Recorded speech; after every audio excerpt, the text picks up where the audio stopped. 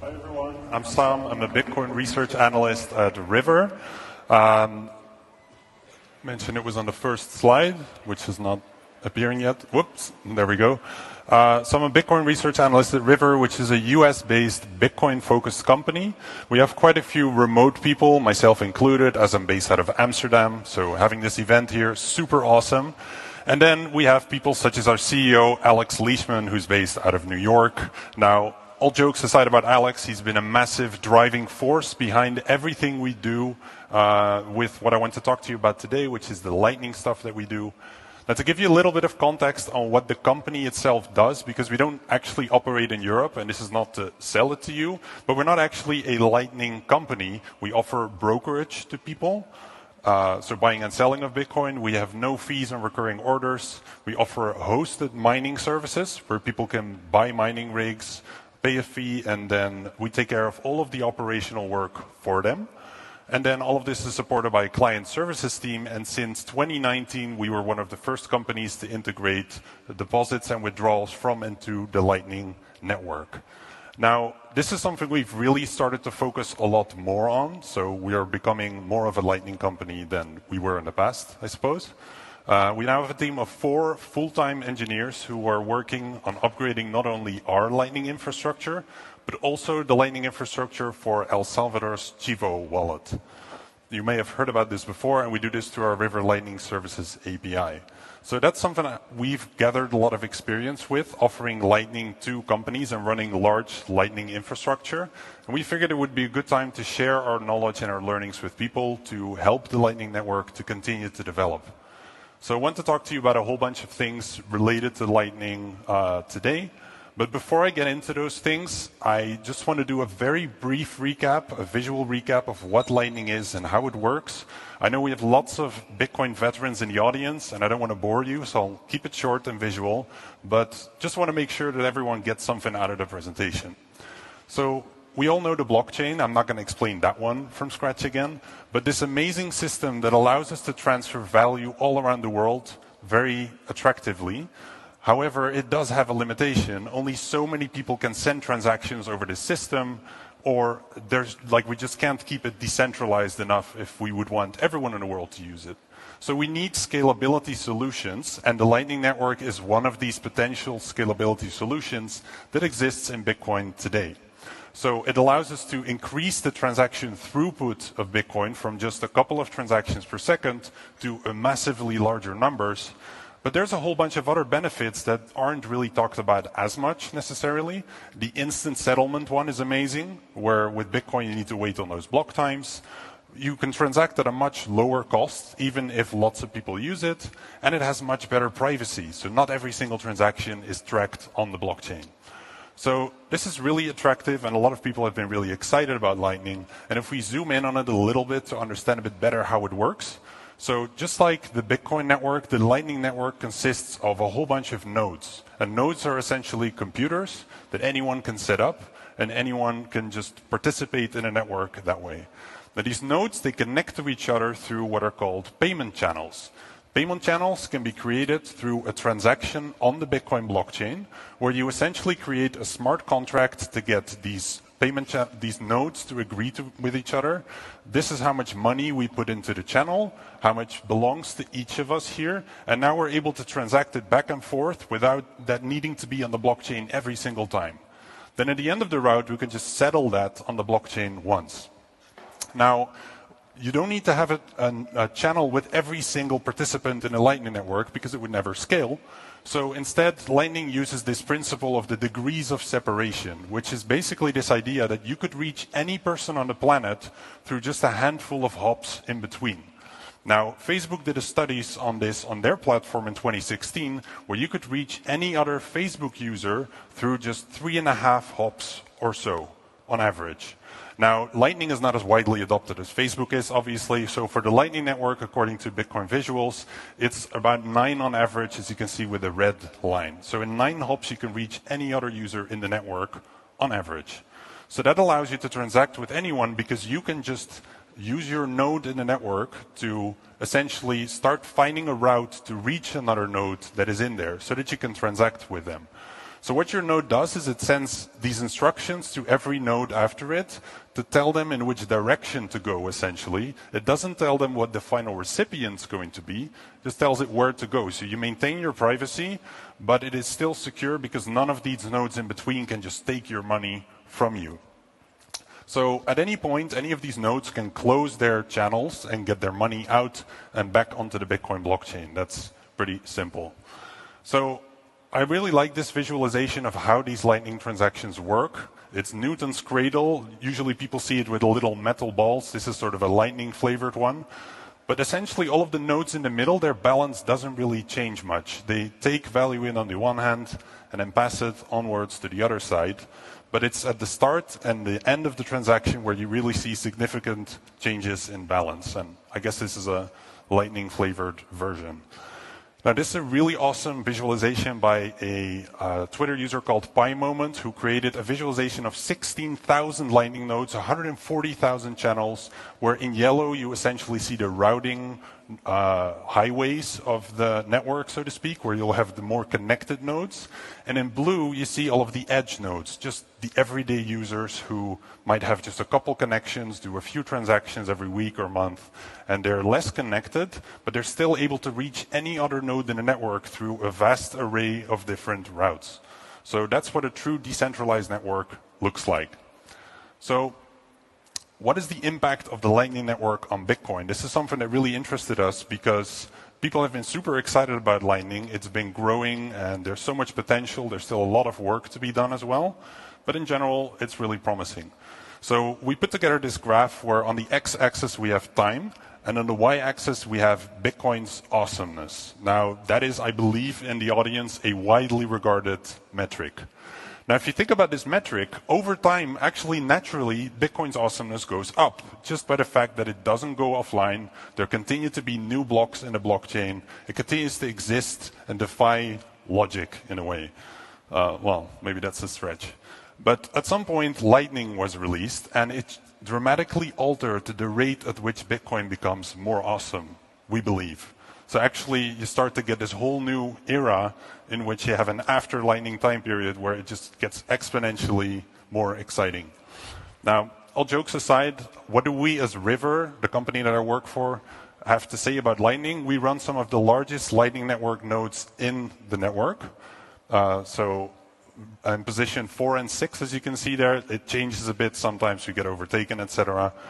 But we have quite a bit of capacity on there, and it means that if people want to send large transactions on the Lightning Network, they're a bit more likely to pass through our nodes and some of the others there. Not necessarily, but the odds are a bit higher. So I had a look at how many channels do we have then. And over there, we're not even close to the top 10. We're in rank 36, actually. And this is not a coincidence. This is by design, because our focus isn't to be the most connected node in a network. It's to be as reliable as possible, to ensure that when people route a transaction through us, it's always going to succeed. That is the hyper focus.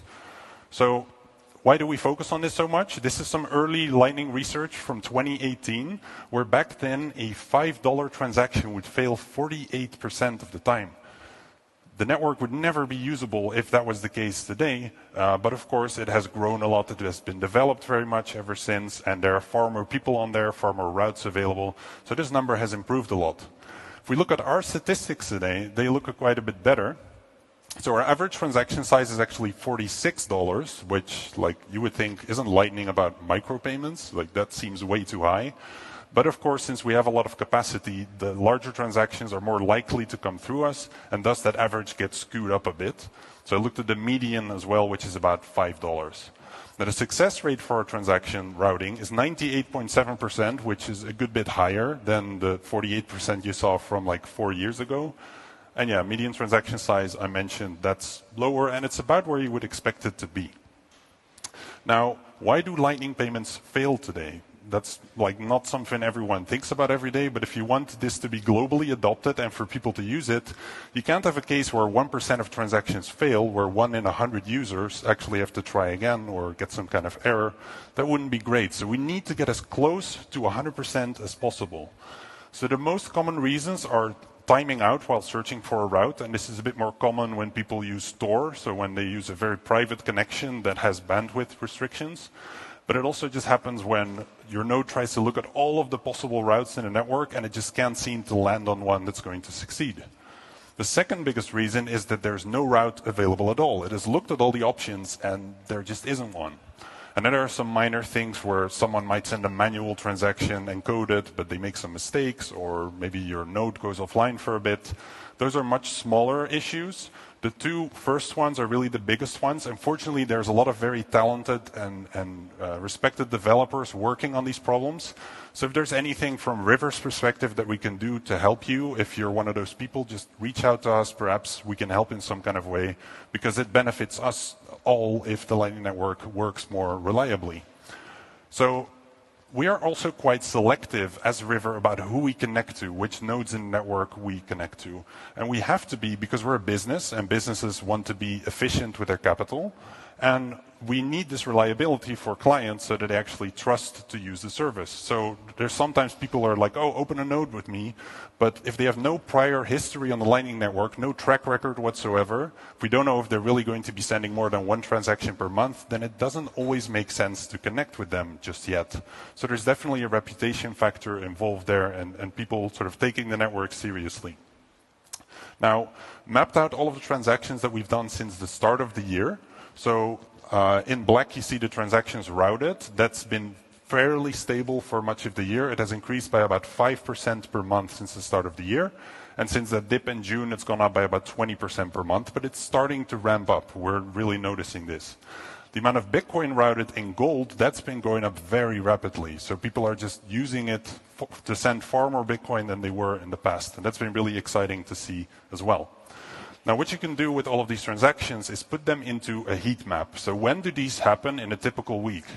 Now, at first, when you look at this, it looks a bit confusing, like why are people sending transactions at 3 a.m.? But this is in UTC time, so we actually have to adjust it to American time zone, as that's where River is based and where much of its connections are. And as mentioned, we offer the Lightning service to El Salvador's Chivo wallet, and they use UTC -6 as a time zone as well. So when you adjust it for that, suddenly the overview makes a lot of sense. First sort of 5 hours are sleeping hours when people aren't really around. Sundays are a bit more quiet, but other than that, there's activity throughout the week. So people are actively using this for everyday purchases, for transfers back home, etc. So that's really exciting to see. Now, while looking at all of these transactions, I actually came across a world premiere that I really wanted to share with you here today. So we've seen things like the first picture of an atom up close, which is mind-blowing that we can do that nowadays. We've seen video footage of a comet in space, like from a comet in space, which is crazy as well. We've seen chimpanzees memorizing numbers at mind-boggling speeds. And I now have for you today the first close-up picture of a Lightning transaction while traveling to our node. Take a look at that. Oh, terrible. Anyway, moving on. So what have we been earning? That's something people typically care about. So in the month of September, about 0.4 Bitcoin, 40 million Satoshis. Now that looks like a nice amount. Of course, we do have high capacity on our node. So if you actually take that into account, we're earning about 1.15% per month in returns at the moment. That's not that high yet. There have been some smaller nodes who have shared their numbers. They're earning like 5 to 6% per year. It is actually 1.15% per year. So some of those are earning up to 5-6% per year, long before Lightning is widely adopted and extremely active. So the numbers are already starting to look pretty promising. But as mentioned, like ours is a lot lower because it's not our focus to be super profitable. We want to be reliable, and that's a different focus, I suppose. Now, we do have some expectations for businesses as this stuff starts to ramp up, as more people want to use Lightning and are using Lightning, that consumers are going to start demanding access to Lightning more. And we've already seen this. People ask their favorite exchange, when will you integrate Lightning? And they should, because they'll find it cheaper to transact as well. That'll be attractive for them. But one realization we had is that actually a lot of businesses are not going to build their own infrastructure. And the reason why, it's not that genius of an insight, because most people, they buy tools or licenses to tools and just use whatever's best in class.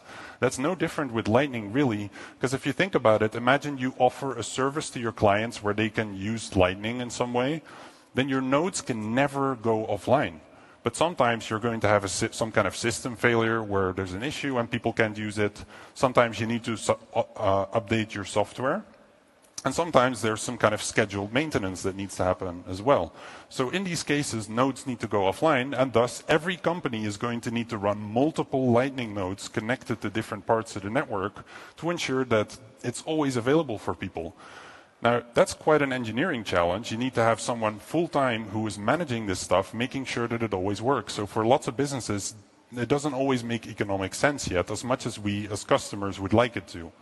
So that's why River as well has noticed this, and we're going to be focusing a lot of our efforts on our Lightning service, which we announced yesterday, where we just offer an API for companies. They can plug it into their business, and they don't have to worry about liquidity challenges, about channel management, and all of these types of things. So that's something that we're really proud about and really excited to help the Lightning Network to continue to get adopted. And pretty much what I wanted to share with you today. If you're interested in any other insights about the Lightning Network and our learnings on it, we have written a report on it that you can find on our website or on our Twitter. Thank you very much. I hope you found it interesting, and happy to speak to you afterwards. So have a great time at the conference. Thank you, Sam. Everybody, Sam. Okay, Welcome back to the Bitcoin Magazine Analyst Desk, brought to you by BitGo. We are live at Bitcoin Amsterdam, and I'm joined to my left with Martel Fox and Prince Philip.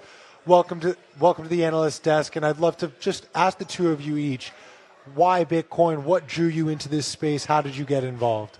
Well, we're here to change the world. I'm working for IBEX, a Lightning infrastructure company in the space, and a big part of their story is in Latin America. And what inspired me most is, the opportunity to give people a chance to transact and save, but that gives way to people being able to dream for the first time. So that's why I'm here. Same question to you. Yeah, what brought me to Bitcoin? Well, I first got into Bitcoin in 2017 as a numbers go up thing. But then when I started studying more about it, then I realized I'm staying for the monetary revolution. And now I was working in finance and asset management. And then very recently, I gave up that job to work full-time in Bitcoin. And that's why I'm working with Jan3 with Samson Mao to help the nation-state adoption, which is the top-down approach. So I understand that Bitcoin is a bottom-up approach as well, but we have to attack all angles. I say attack, we have to go with all angles. Exactly. There's no right or wrong way to adopt. It's spreading the word and educating. Absolutely. Martel, you brought up something very interesting during the break when we were talking about how there's a large population in the world that is still unbanked, and here in Europe in particular, you kind of need to have a bank account. It's a cashless society almost. Talk to us a little bit about how IBEX helps bridge that gap. Yeah, and it's easy to forget when you're in Europe, or I'm from the States, but the majority of the world is unbanked. They don't have access to debit cards or credit cards or business loans. So IBEX helps merchants use Lightning payments. And what you see in El Salvador, for example, you can have a woman selling tamales and she's receiving Lightning. Or we can have a huge enterprise like BTC Media, the premier media platform for Bitcoin, using our technology for their events as well. So trying to be very broad, open-minded, apply our services to anyone who benefits. You can spend Bitcoin over here, all over the place at Bitcoin Amsterdam. You can spend Bitcoin at the Bitcoin Magazine store. Be sure to like and subscribe. We will be back after this next panel on privacy and security.